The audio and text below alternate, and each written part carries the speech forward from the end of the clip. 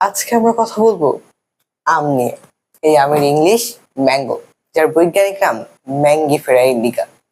এই আমের উপকারিতা কিন্তু অনেক। আমে আছে প্রচুর পরিমাণ ভিটামিন এ, যা চোখের দৃষ্টিশক্তির জন্য অত্যন্ত উপকারী এবং রাতকানা সহ বিভিন্ন রোগ প্রতিরোধে বেশ ভালো কাজ করে।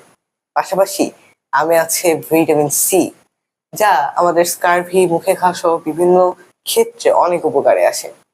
এবং এই আমে আছে প্রচুর পরিমাণে ফাইবার বা আঁশ, যা আমাদের হজম শক্তিকে উন্নত করে। এবং আম কিন্তু আমাদের শরীরের জন্য সর্বদিক থেকে অনেক উপকারী একটা ফল।